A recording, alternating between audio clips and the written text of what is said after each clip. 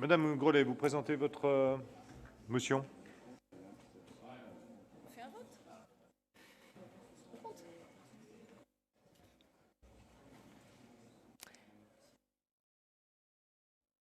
Bien, donc vous avez sur vos tables une motion pour l'avenir de Saint-Gobain. En 25 ans, la France a perdu 3 millions d'emplois industriels et pour notre région, qui comptait parmi les plus industrialisées de France, les effectifs ont diminué de 20% en 10 ans.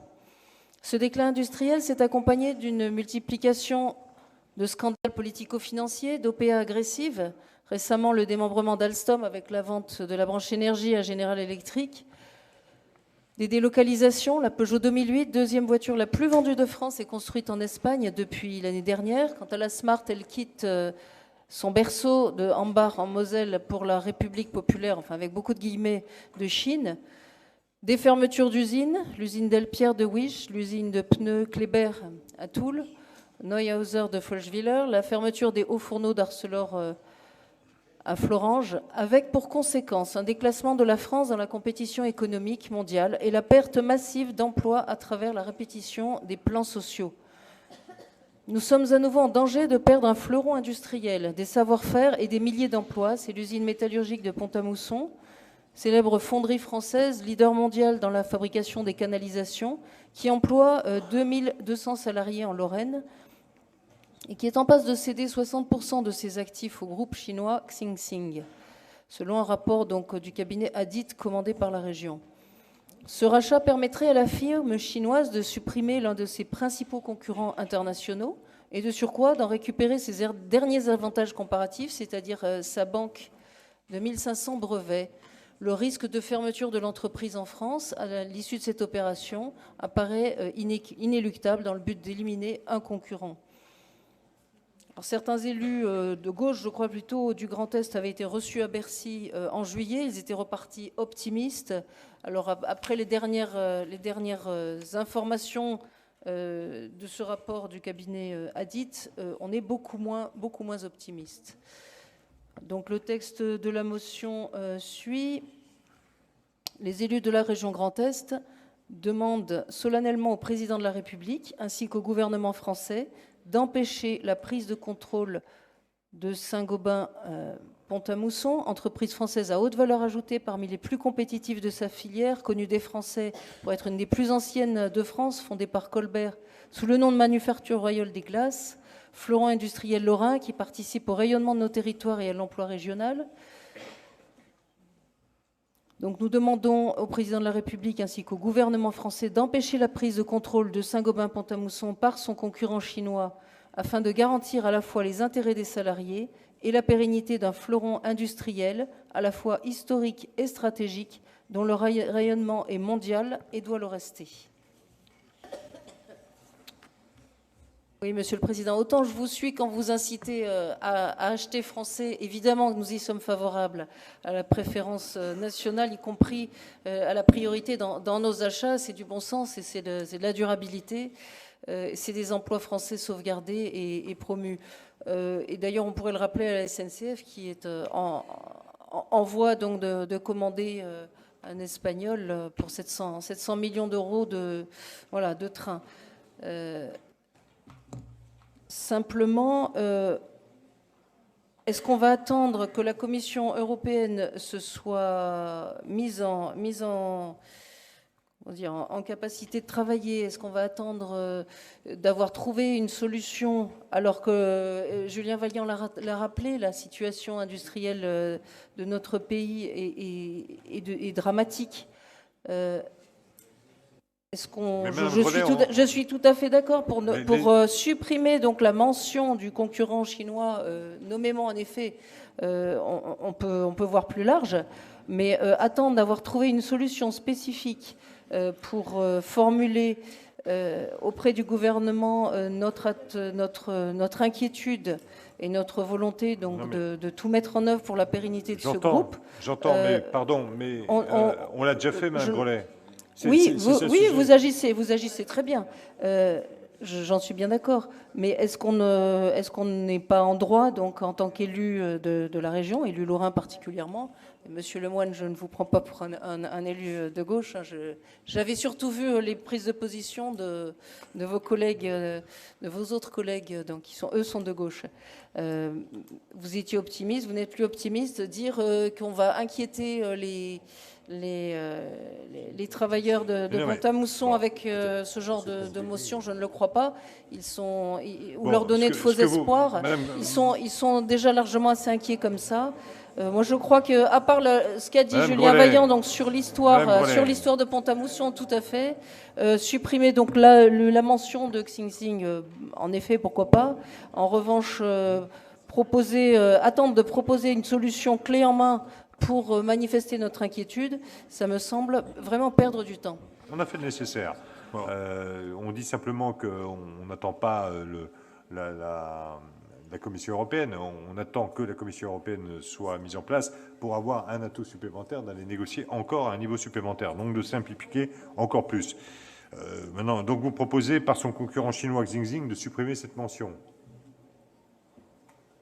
C'est ça? Oui, d'empêcher la prise de contrôle de Saint-Gobain-Pont-à-Mousson. Et nous étions au départ partis sur justement la loi de 2014. Nous proposions au président de la République de donner à la France les moyens de défendre une industrie à la fois historique et stratégique, et au gouvernement français d'activer les outils de son droit de regard s'agissant des intérêts économiques, industriels et scientifiques français pour empêcher la prise de contrôle de Saint-Gobain-Pont-à-Mousson, garantir les intérêts des salariés et l'intégrité du groupe. Elle est où cette motion? Moi, je l'ai pas. Ça veut rien dire. On enlève ça, ça veut rien dire son truc. Donc.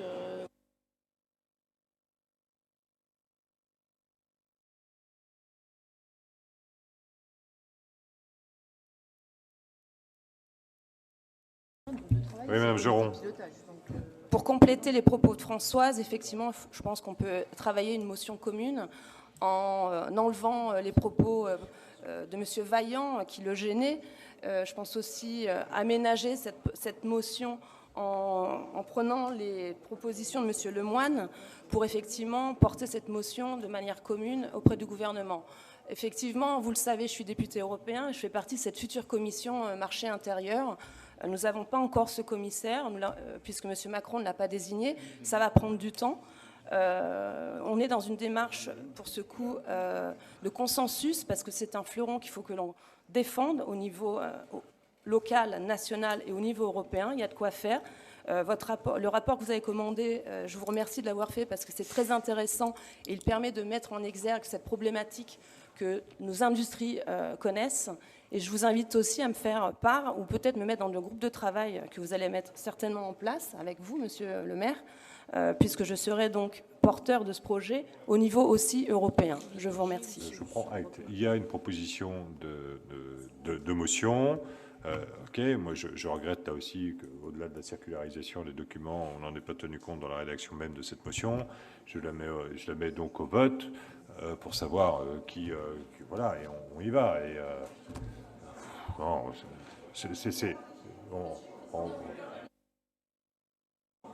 on va la mettre au vote avec ses imperfections et point à la ligne.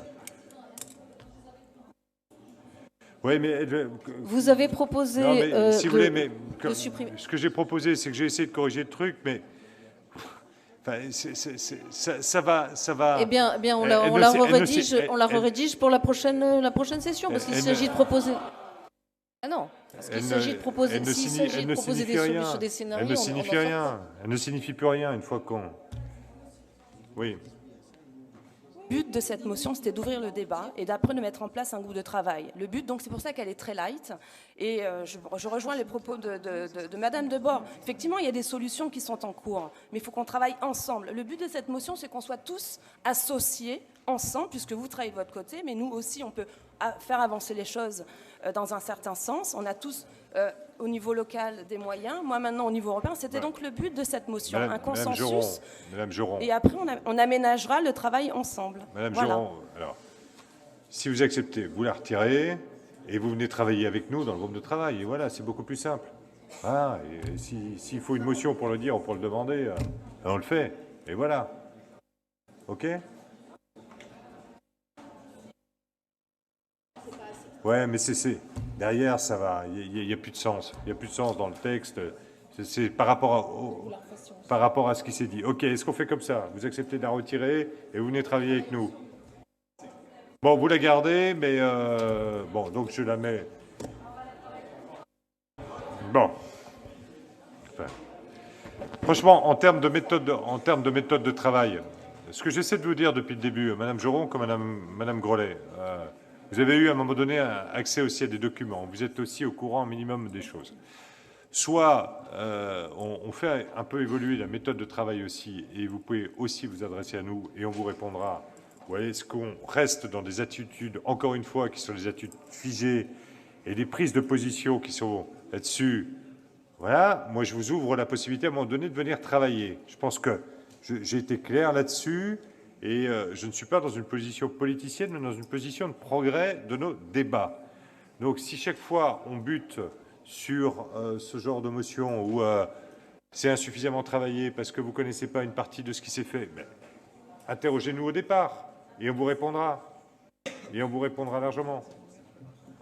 Donc écoutez, moi je garde la motion telle qu'elle était prévue au départ, de manière à ce que tout le monde se prononce, et derrière, ça ne nous empêchera pas de vous intégrer au travail que nous faisons d'ores et déjà sur ce sujet. Je soumets donc cette motion telle qu'elle était présentée initialement. Qui se prononce pour? Monsieur Vaillant. Donc, je vais être respectueux de cette motion. Vous avez souhaité la... Mais moi, elle ne me correspond pas, et elle ne correspond pas à l'engagement de la région et de cette collectivité, à l'engagement de l'exécutif tout particulièrement, et d'autres élus à côté, sur ce dossier.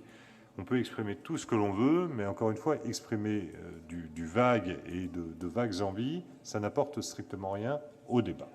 Voilà, donc moi, personnellement, oui, et les syndicats ont encore été vus la semaine dernière. Donc je pense qu'ils sont parfaitement au courant à la fois de notre engagement, de nos envies, de notre manière de travailler. Donc moi, personnellement, je ne vois pas et je ne la voterai pas. Ça ne correspond pas à l'engagement que je prends et que je prends encore une fois dans l'action et pas simplement dans les incantations. Voilà, donc maintenant, vous faites ce que vous voulez. Si vous voulez la modifier sur le texte de M. Vaillant, vous la modifiez sur le texte de M. Vaillant, mais je dis simplement à ma majorité, moi, je ne la voterai pas.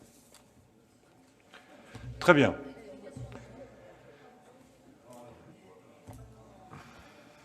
Explication de vote. Donc je propose que nous votions sur le texte suivant. Les élus de la région Grand Est demandent solennellement au président de la République ainsi qu'au gouvernement français d'étudier toute solution allant dans le sens du maintien de l'outil industriel et de l'emploi, que l'on peut souhaiter durable, afin de garantir à la fois les intérêts des salariés, la pérennité d'un fleuron industriel à la fois historique et stratégique, dont le rayonnement est mondial et doit le rester. Je le redis, je n'accepte, moi, à cette heure, aucune modification de votre texte, donc je mets votre texte au vote, point à la ligne. Voilà. Qui se prononce contre?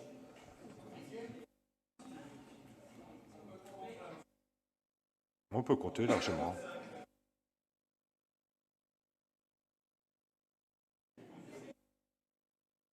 Qui se prononce pour? Qui s'abstient? Très bien. Tout à l'heure, le vote